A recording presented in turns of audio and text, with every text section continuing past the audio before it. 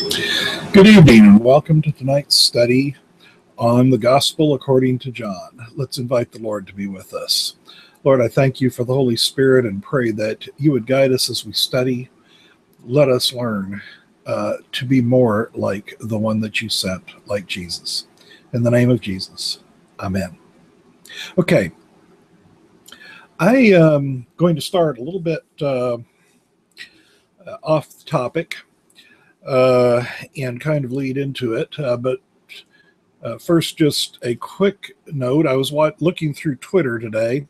I saw some ads for some books, and one of the ads was for a book of fiction, and it said, showed a picture of a reliquary, which is a container that would hold a relic, a Christian relic especially, and it said, in this reliquary, there's a secret that could destroy Christianity. That's not particularly rare as a topic for a work of fiction, but the way in which that works for fiction comes from a way in which we think about Christianity. And so I'm going to go, I want to take a few minutes to think about that. But before I do that, I want to take a rabbit trail off my rabbit trail, which is to say, I got to thinking this afternoon a bit about a pastor's job. It's kind of interesting if you look at the description of what a pastor is actually supposed to do, some of which are pretty daunting, and then you compare it to what is actually expected. We have just a huge number of traditional expectations for a pastor. I remember one one pastor who told me that he couldn't go out to speak at an event that would take him out of his church on a Sunday because he had a covenant with the church that required him to be in the pulpit 50 out of the 52 weeks. You have teaching activities, you have administration, you have all of the pastoral care activities, and those are many and are very necessary.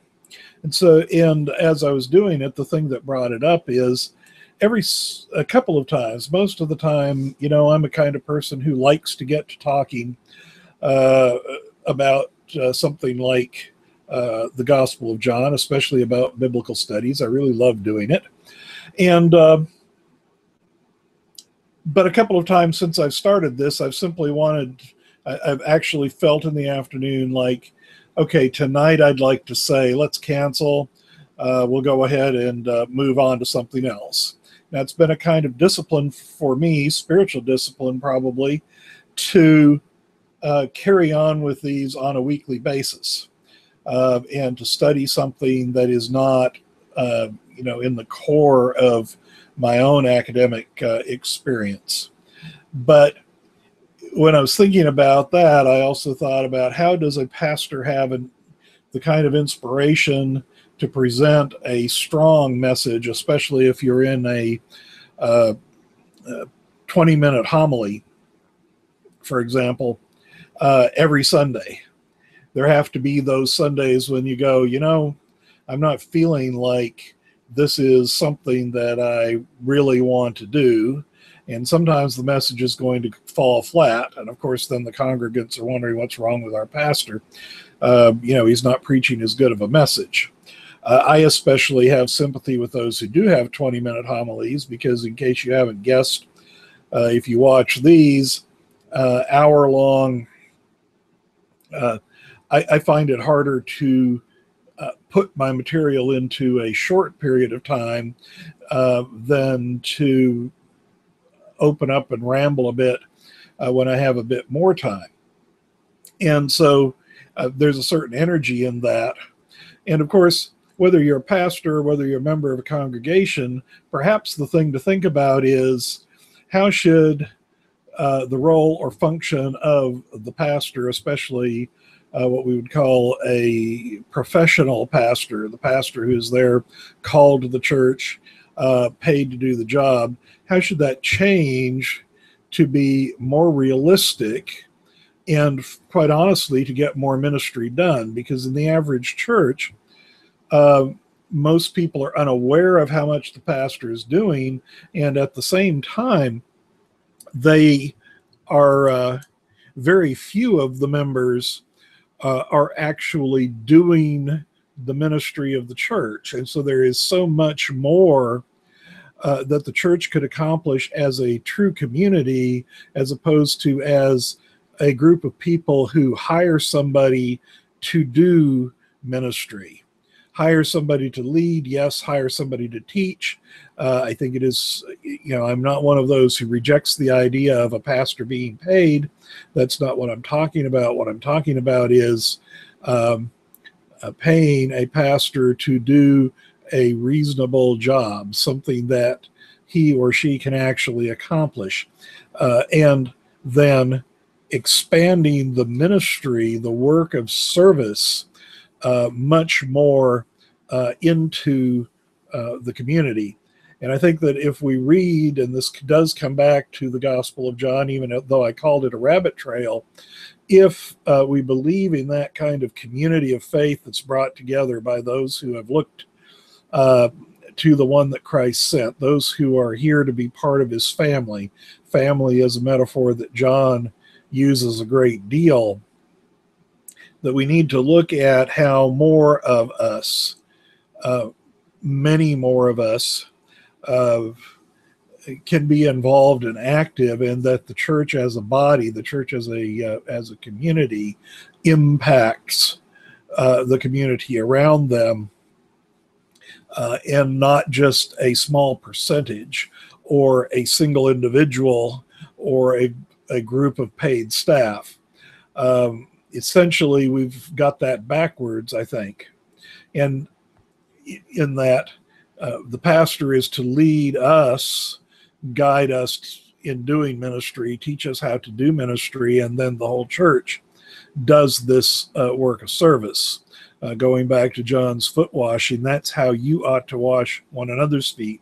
The leader washed their feet and says, here's how it works. Now you, as I have done for you, should be doing for everyone else. And so that just hit me when I was thinking about, this is really, just something that I plan with devotional reading. I do spend some specific time, usually on a Thursday afternoon, preparing. But when I get busy, when so much is happening, I start thinking, hey, where can I get another hour worth of rest? And that brought me back to the people who can't really say that. It's it's Sunday, it's time to preach. So think about that. If you're a church member, think about how you could increase the ministry of the church and make your pastor's workload, more reasonable. So there's my rabbit trail number one. Having gone around that, let me get back to my reliquary, but that only after I've made a couple of announcements, which is that next week, on the 16th of July, I will be interviewing Drew Smith, author of Reframing Irrelevant Faith.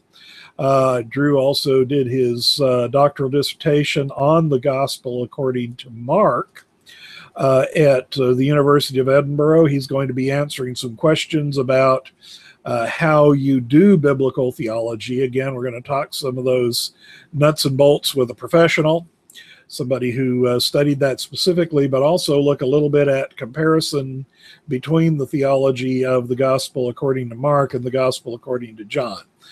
So that's going to be next week at 7 p.m. Then there are 3 more chapters, 22, 23, and 24.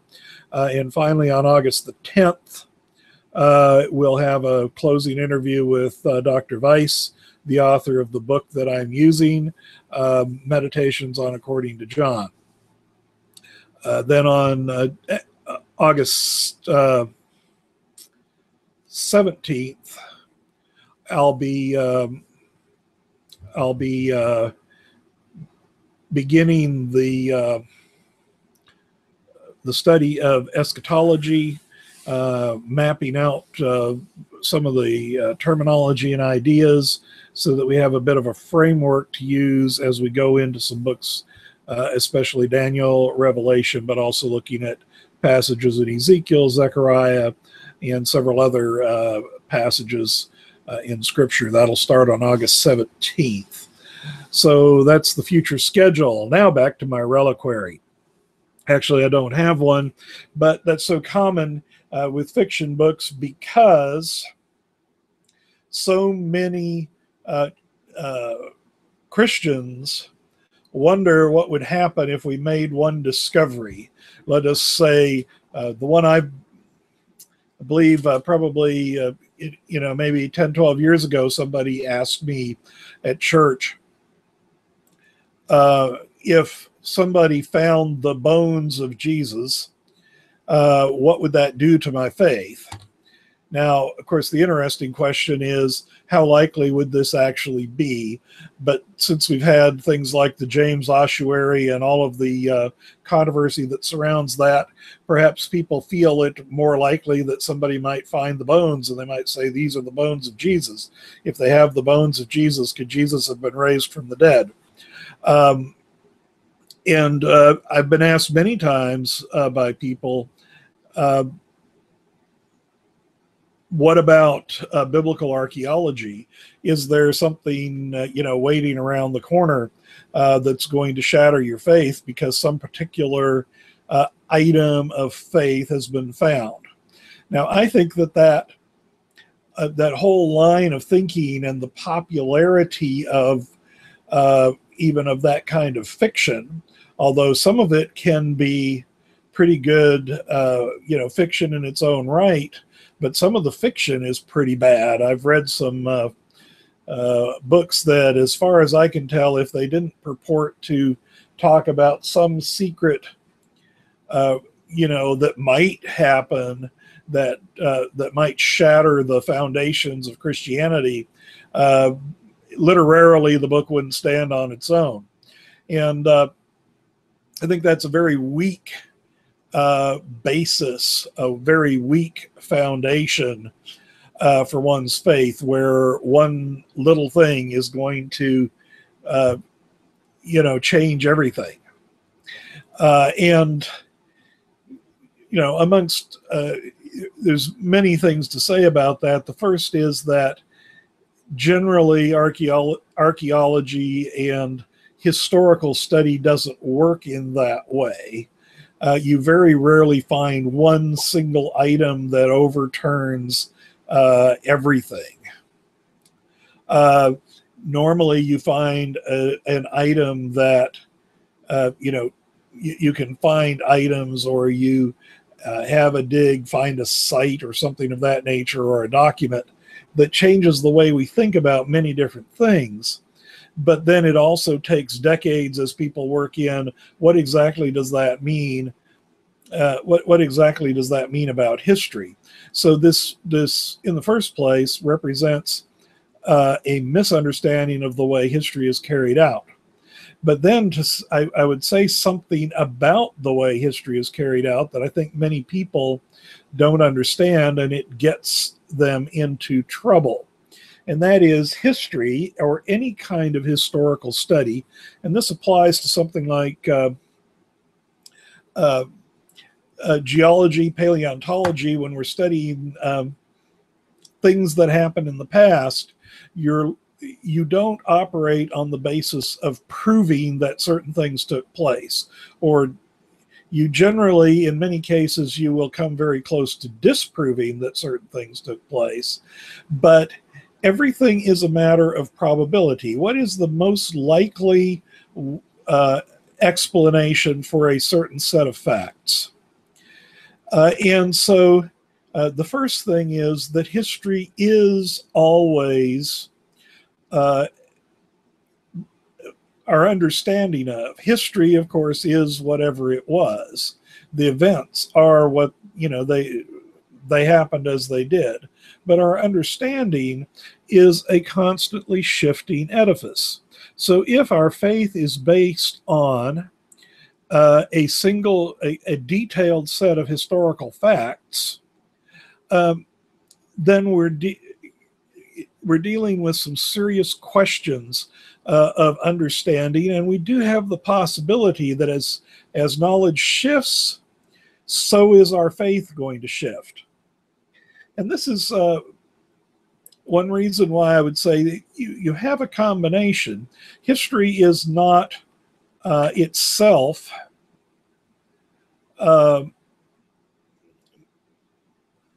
the foundation, but history is also not unimportant.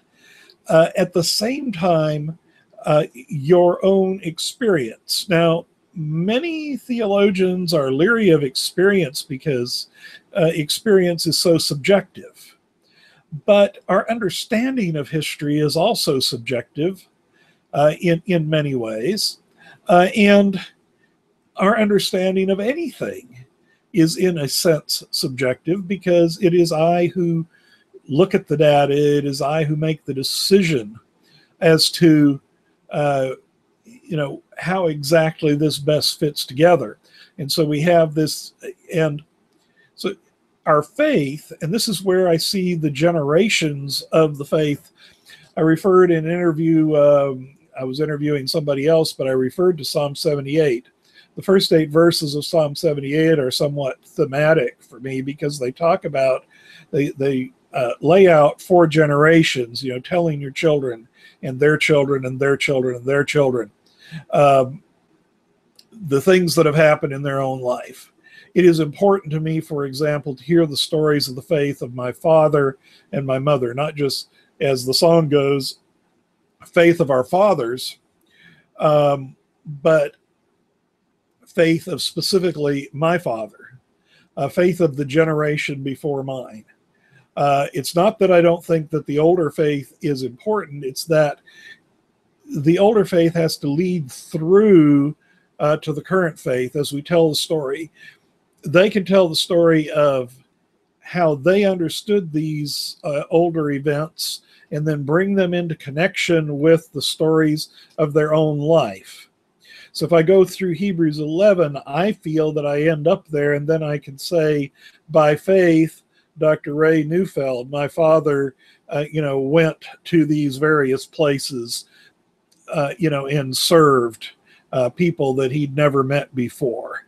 Very often supported only on a small stream of donations.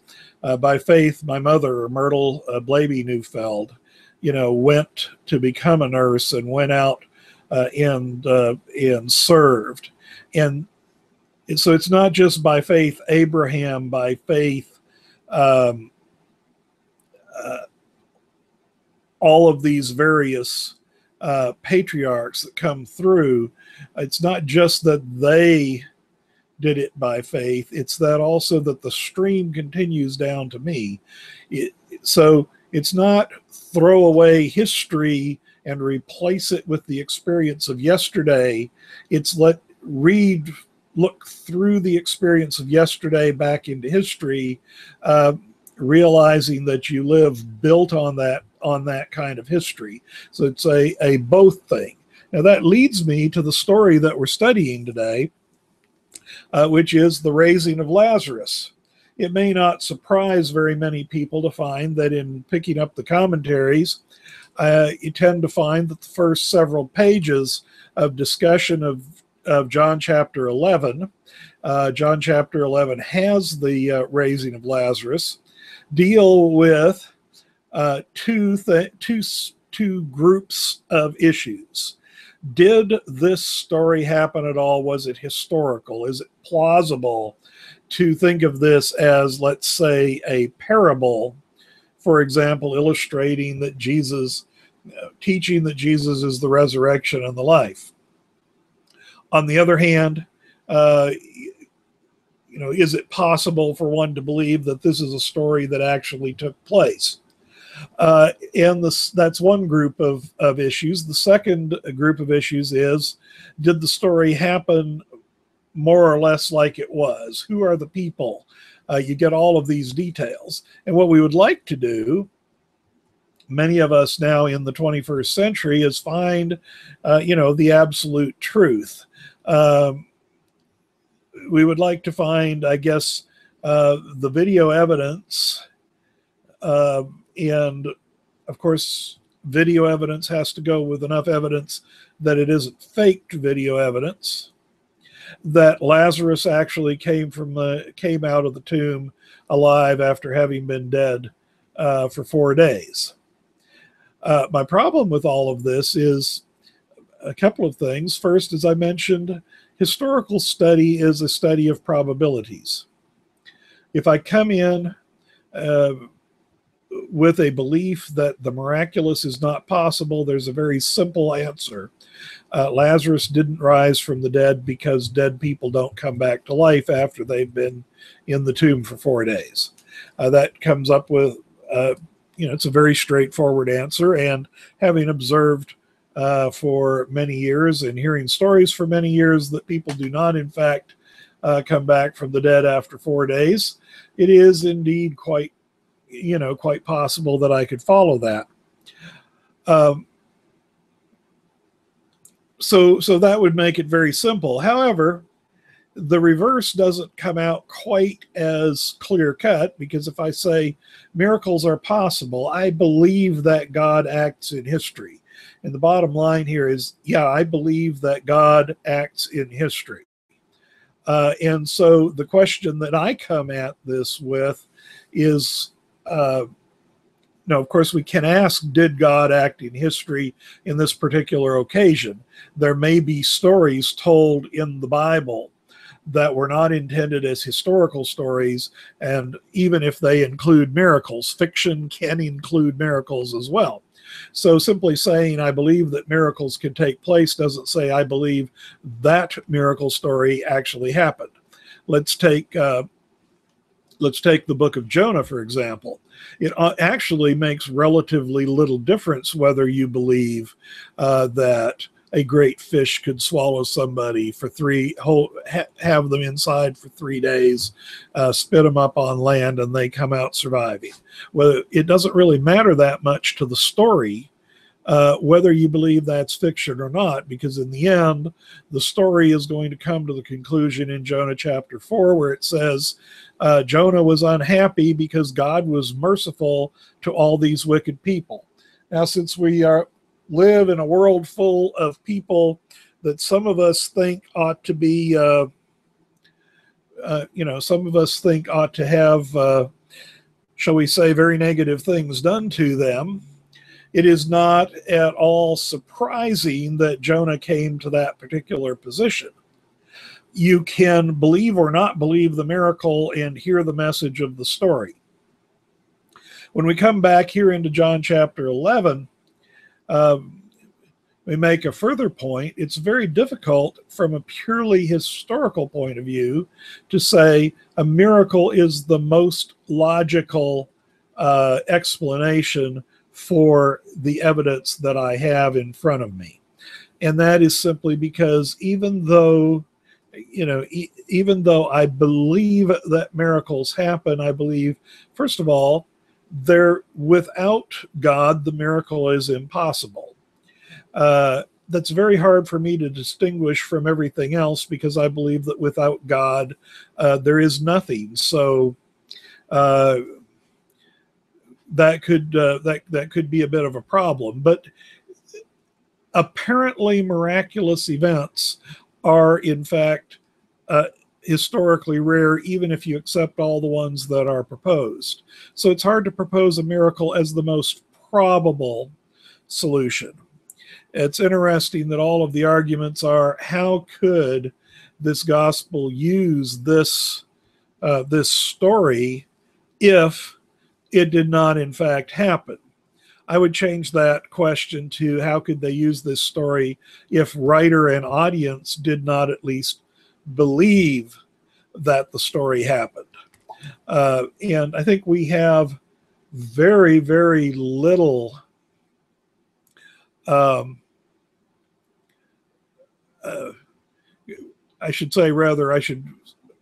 we rarely take into account the way in which stories can come to life and grow. as a simple historical possibility, I have to concede the possibility that you have one event and that details and whatever have grown in the telling, and then the story has been told with a particular slant to teach a particular lesson. Now, having gone into all of that, my main concern here would be to step back from spending our time on this kind of historical question. And sure, I've just taken, several minutes talking about the historical issue, but that's because that is what's so commonly done in these cases, is to step back from that, take the text more or less, take the text as the text is taking itself, and hear the lesson from it. If you can turn it, then for someone like me, it's very easy then for me to think Lazarus, in fact, came out of the tomb. But I don't think that those who might be more questioning on that point than I am are necessarily going to lose the message. I find it improbable that at least the narrator here, the writer of the book, believes this happened. That I would say is, it can be backed up, I think, with historical reasoning. But in order to understand the passage literarily, I think you have to think of this being written by a person who believed that it in fact happened.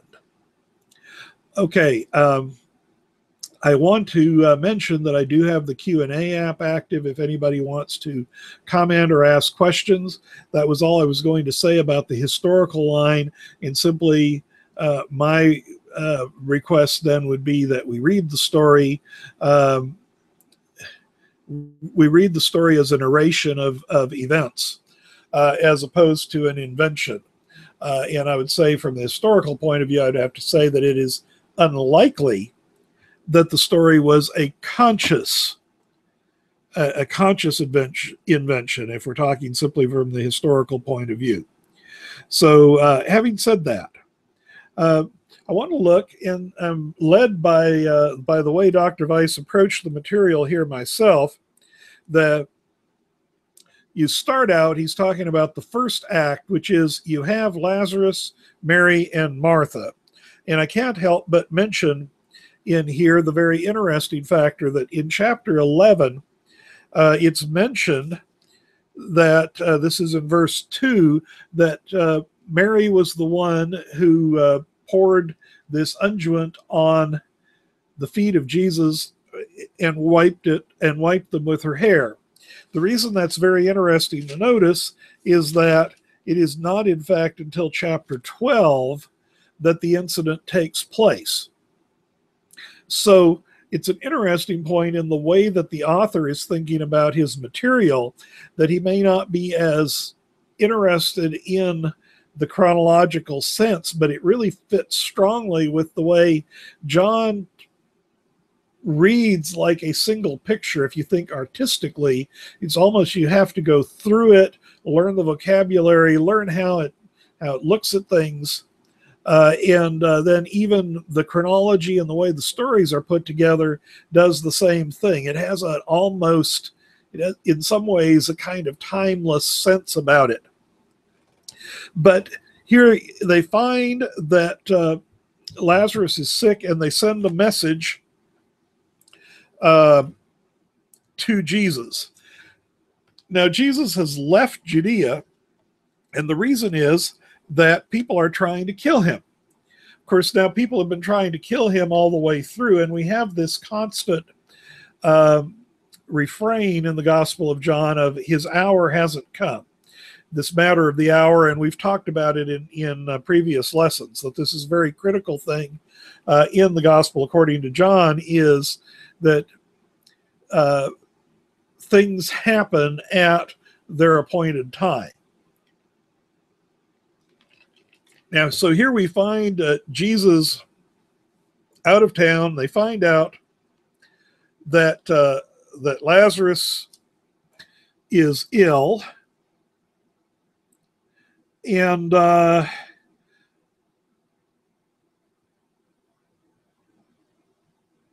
so according to the commentary by Leon Morris, and I couldn't find any fault with his calculations on this. Apparently, Lazarus died right after the messengers left who brought the initial message. In other words, well, Jesus was waiting for a couple of days. Lazarus was probably already dead and buried based on probable traveling time.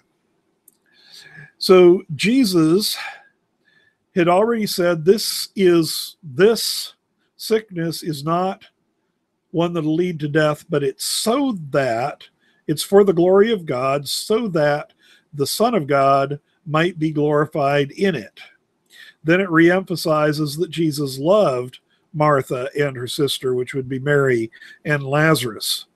So when he heard that he was sick, he stayed in that same place for 2 days. At that point, staying there for 2 days, and Dr. Morris estimates that it would be about a day's journey. So if the messengers took a day to bring the message to him, Lazarus must have been buried. He waits for 2 days, then he travels back probably another day. There's our 4 days. So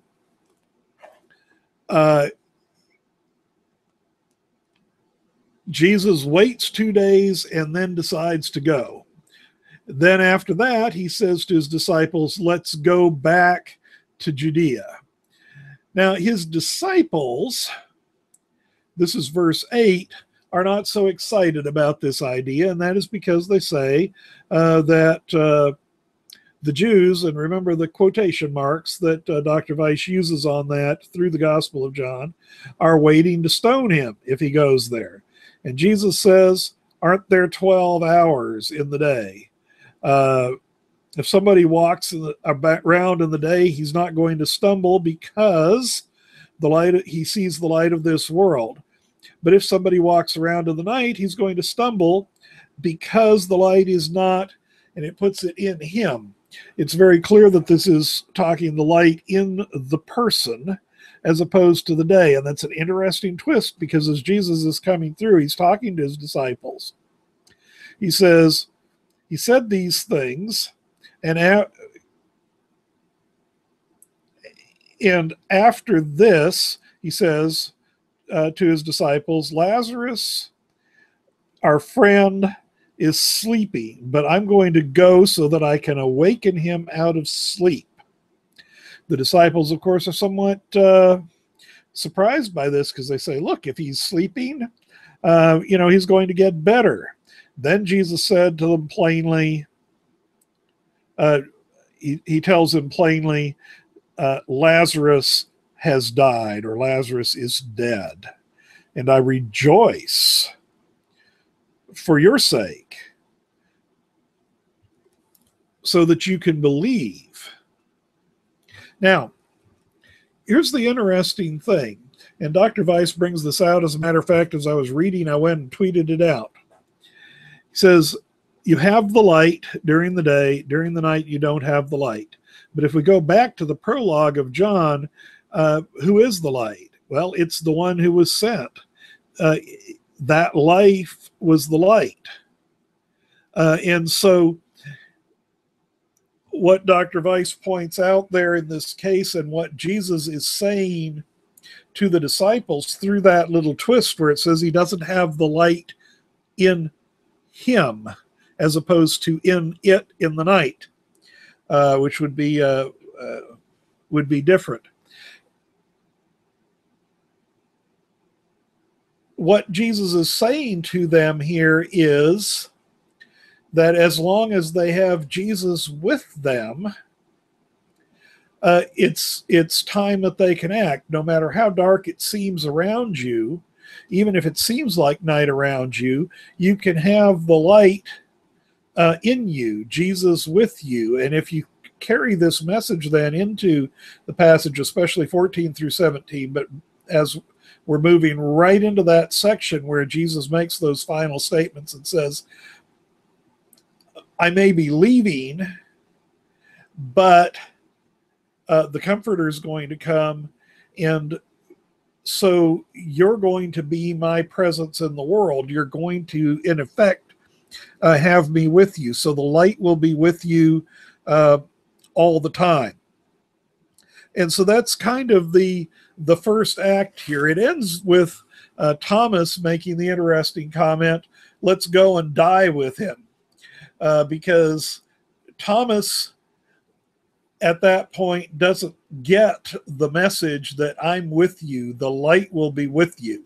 Now we're going to get another twist on that in the second half, and I think we're supposed to notice, because Jesus is saying, look, come with me, I have the light with me, and we're going to glorify God, and I, as his son, am going to be glorified through what happens. And Thomas is, okay, let's go die with him. It's kind of a discouraging scene, actually, where the disciples, in this case represented by Thomas, really don't see what is going on as they move forward. Now, remember what I've said before, we need to watch out never to read the scriptures from above, so to speak, which is to say, we who know what all has happened and what's going to happen are going to judge you guys who are living through it. Because here, while I'm teaching this, nobody is waiting to stone me if I go and tell somebody right now about Jesus, or if I go with Jesus somewhere, which is how life ought to be lived. But for the disciples, they're facing the reality. And if we look at the way we've faced negative realities, I think we have to admit that we don't all that often live as though the light is in us, is among us, as though Jesus is actually with us, no matter how dark it may appear anywhere. And so we should probably see ourselves, and I like often in these stories to see myself somewhere in the story. I'm pretty much going to confess to being with Thomas. Okay, we've got to be loyal followers of Jesus. It's pretty dim and dreary. He's going to go where people are going to stone him, but here we go. And so if you contrast that view with what Jesus does, I'm about to go and glorify the Father, and at the same time, the Father is going to glorify me. Let's go. And Thomas says, okay, if we have to, because those guys up there are going to stone us. So it's not nearly so happy on Thomas's end. So we switch our scenes now, and starting with verse 17, Jesus goes up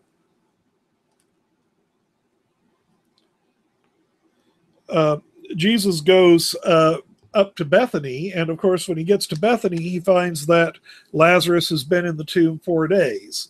As we were saying, that would mean that all of the discussion, all of the waiting, everything that happened where Jesus was occurred with Lazarus already dead and in the tomb. So we have our succession here of the visits. First, Martha comes out.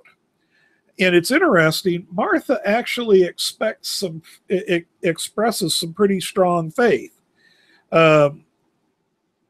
She thinks, verse 21, that if Jesus had been there, Lazarus would not have died. She has the idea that Jesus could have healed him. So if Jesus had been there, Lazarus would not have died. I don't know if anybody had calculated that the message was sent too late. Maybe she's thinking that Jesus should have gotten there earlier. Maybe she's thinking he shouldn't have left. If you'd been here, he wouldn't have died. But now she says she knows that whatever you ask of God, God will give it to you.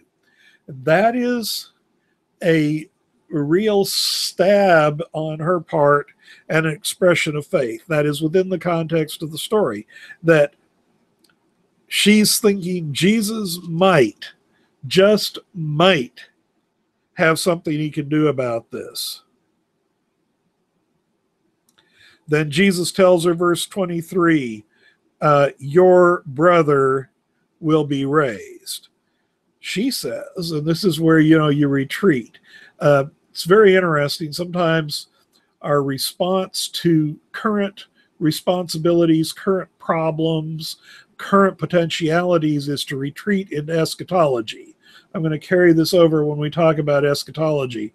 Many times when we read apocalyptic literature, we read it entirely as applying to undefined persons in the future. Sometimes we claim that we hope to be those people, but less often than we claim do we actually want it. So we have this retreat into last day events. Oh, sure, yes, he will be raised because he'll be raised at the last day. The last day, of course, here she's done her retreat into eschatology. Jesus says, I am the resurrection and the life. The one who puts his trust in me, though he die, yet will he live. And this brings us back to the kind of, how should I say, the simplified eschatology of the book of John, which says that once you've looked at the Son, things have already changed. You've looked at the one who was sent. He's been lifted up and you look at him. You now have a life whose quality is eternal. If you die, as Jesus used, he's just sleeping, you're still going to return, and it's going to seem as if nothing at all mattered, nothing at all had happened, and no time had passed. And so, in verse 27, Martha does acknowledge that you are the Christ, the Son of God, the one who came into the world.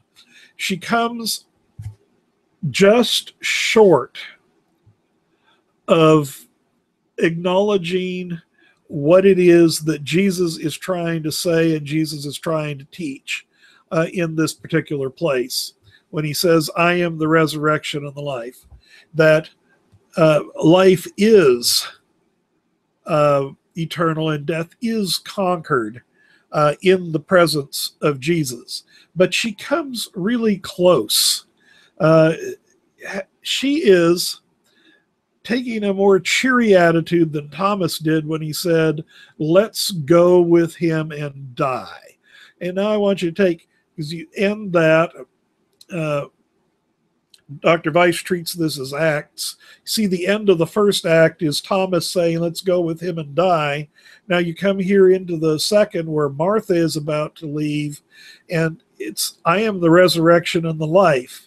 Now you contrast and bring those two together. What Thomas's statement is, I'm going to go with the resurrection and the life and die. He has a ways to go to catch the message of the story. This is one of the reasons I commented earlier that in order to really read the message, you have to grant the author that he is not trying to make things up here, I think. It's not a matter of saying that you have to accept as historical every point or anything like that. What I'm saying is, for literary purposes, grant the author his story. So now we turn to Jesus weeping. Jesus weeping is a very interesting passage because we have so many questions as to what exactly does it mean. Why does Jesus weep? Is Jesus actually, in fact, is he sad? Is he grieving? What is this weeping about? So we go back through the conversation with Martha, we have another conversation with Mary, who is called now. And it's interesting, Mary is elsewhere in Scripture presented as kind of the more spiritual of these two. Martha seems to get it better at this point in the story. And so we have a slightly different presentation of Martha. But we have the people around who are mourning. And it says that Jesus was, and probably the best translation is angered and deeply troubled. And then it says in the famous shortest verse of the Bible, John 11:35, that Jesus wept. And there was considerable discussion, and by the way, my commentary by Leon Morris concluded differently from Dr. Weiss, and I see some points there on both sides. Was Jesus here weeping in his own grief, sharing the grief of the people around him, showing his humanity by sharing with their emotion? Or was this matter of being angered and deeply troubled something that he felt because of the fact that he couldn't get across to the people that he is the resurrection and the life, to get them to recognize exactly what was happening and what was going to happen? And then there's the really two options with Jesus. Was angry, and one is that he's angry at death. And he's weeping for the sorrow of those who have been frustrated by and injured by death all this time. Hebrews puts this, that we are held in captivity by the fear of death. And that was one of the things that Jesus accomplished, was to conquer that fear. And that's certainly one of the things that this story is trying to accomplish, is to say the resurrection and the life is here, is with us. Things have fundamentally changed. Though you die, yet shall you live. Death ceases to be your final answer. And so it's fighting the fear of death. I would say here that Jesus probably is frustrated as his disciples tag along waiting to be stoned. Martha comes really, really close. Mary doesn't seem to be quite with him on it. The sorrow for the death. And in turn, in many ways, the fear of death is holding everybody down. And he is both frustrated that people do not hear, do not understand who he is. And at the same time, he shares in their sorrow, because I think you cannot love people, as it says Jesus loved Mary and Martha, without having sorrow, simply that they are filled with sorrow. Jesus may know that he is about to change it, but you're in the midst of this sorrow, and that empathy is part of being human. And if the Word became flesh and dwelt among us, the Word become flesh should see or participate in that part of being human. That's where I see this. And again, I would turn to Hebrews, where it says again that Jesus needed to be like his brethren in all ways, and that he learned through this sort of thing. So Jesus here is sharing in the sorrow that he sees around him. He may know that he's going to change it, but even so, he knows that these people have spent 4 days in this, and he is in the midst of such sorrow and despair. And I think, though, that he is also frustrated, because here he is, the resurrection and the life, and people can't quite get it. And one of the things, if you're seeing this as a parable, and remember the decision on history, the stuff that we talked about at the beginning, does not mean a thing as to how much more meaning is being built into the story. But it's really the story of our lives and our struggle with the presence of Jesus in our own lives. That is, that we constantly live not quite getting what life could be.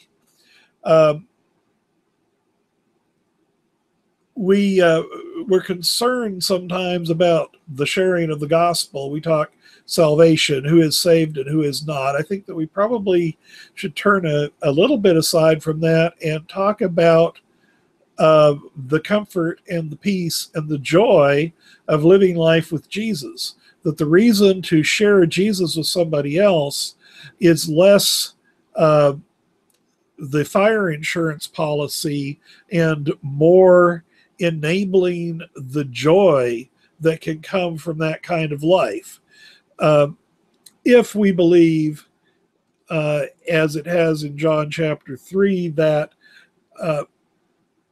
when you look to the one who has been lifted up, life takes on a different character. It has that character as eternal life.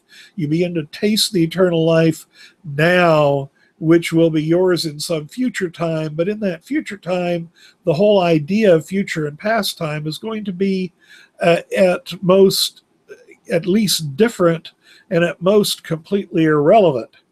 And so there is the sharing of Jesus Christ for the joy and the excitement and the potential of the life now. And that is what is being taught here in the long term, I think. And that's one of the reasons that Jesus is weeping. And if you take it that way, I think we can say on a daily basis, Jesus weeps, because there are people who, like us, and this isn't a, I got it one day by saying a prayer and now everything's good, because I can still be like Martha, who is a friend of Jesus and gets so close, but doesn't really get where Jesus is. Because if you really got where Jesus is, there's two things. One, you know that in the presence of the one who is the resurrection and the life, impossible things are going to become possible. But at the same time, you also know that because of the one who is the resurrection and the life, even though you die, as it says there, as Jesus said in his conversation with Martha, yet shall you live. And so there is a sense here, not only that Jesus wept in Bethany of Judea, a couple of miles from Jerusalem, but that Jesus weeps. And is weeping here not over a long list of evil things that we've done or something like that, but weeps because of the potential that we have left behind, because we don't accept that we're walking with the one who is the resurrection and the life. We're back with the guy who walks in darkness in the first part of the chapter, who doesn't have the light in him. Since the light has come and has become the light of men, the word is dwelling among us. The light of life is dwelling among us. Word, light, life go together in the gospel according to John. And since we have that, we don't ever have to be in that nighttime.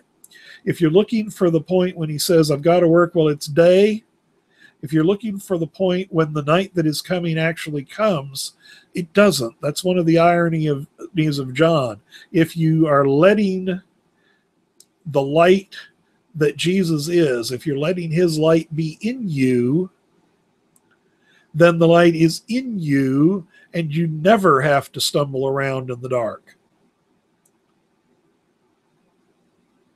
And that's why I really liked the quote, and I repeat it again from Dr. Weiss, although I'm paraphrasing slightly, is that no matter where you are, even in the darkest time, if you're walking with Jesus, you have the light.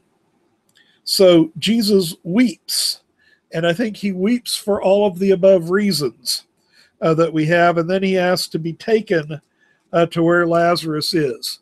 And I do love the way, after all of this conversation, that people try to protect Jesus from the smell of the corpse. They remind him he's been in there 4 days.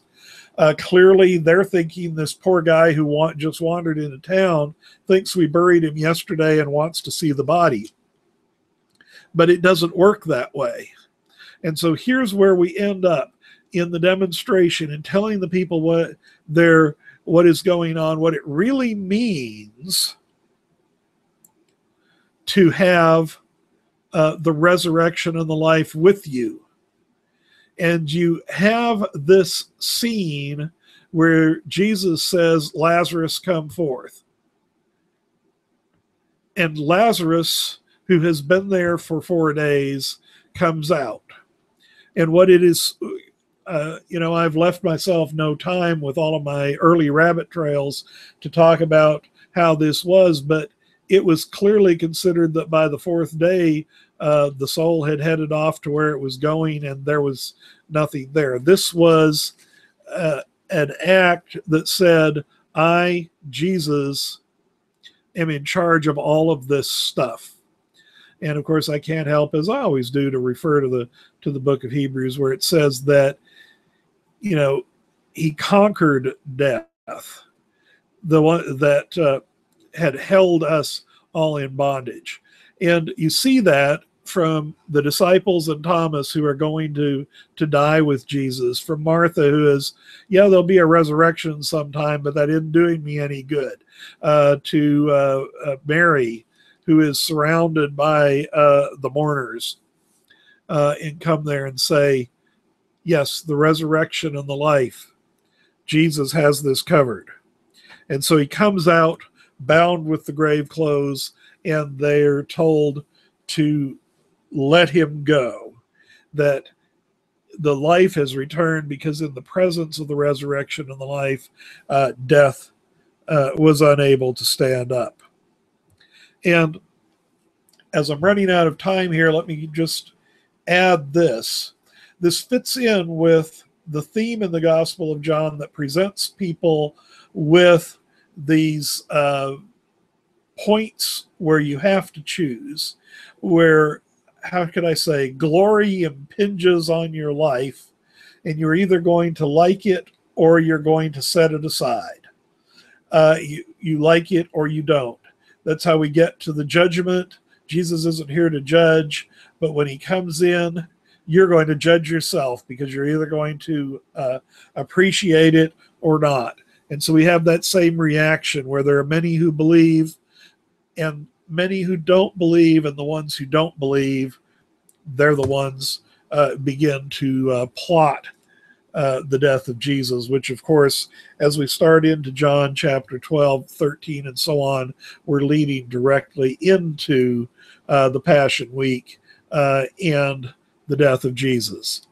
So that would be my challenge to myself, and I'll share it with you, is to live more like the resurrection and the life is walking among us, that his presence is here, and to recognize that and let our lives and our actions reflect that.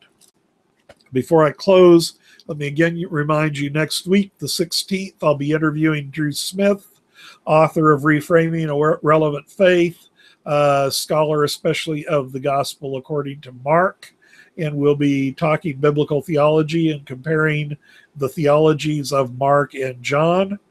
Then there are 3 more chapters that I will teach, and then on August 10th, I'll be interviewing Dr. Harold Weiss in a final roundup interview for this set of studies. And I'll also be announcing a new book that's going to be forthcoming from Dr. Weiss. So we're going to talk about it online for the first time when I interview him on August the 10th. Thanks for joining me tonight, and I pray that the light of life will be with you through the week.